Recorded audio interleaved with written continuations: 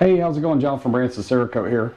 Got a pretty easy project today, but one that we're going to do a video on because it's a little bit different than the other video we've done on this same stencil pattern. We have a Glock slide here in the shop from Maya Howard down in Texas, who's a veteran and had some bad luck, I guess, with another Cerakote applicator, so we're going to try and fix this up for her. What we're going to do is basically a two-tone tattered flag. So the slide's already been degreased, gassed out, and sanded down at about 45 psi. I've already sprayed the base coat of Battleship Gray and applied the stencil. So all that's really left to do is we're going to take some graphite black, spray over top of that to give definition to the stencil pattern. Pop in the oven for about 8 to 10 minutes at 180 just to get it good and tacked out. And then we're going to bring it out, peel off the stencils, and do a Scotch-Brite battle wear on it to kind of rough it up a little bit. So as always, we'll have some pictures at the end of what it looks like, and I won't be doing any more talking on camera after this.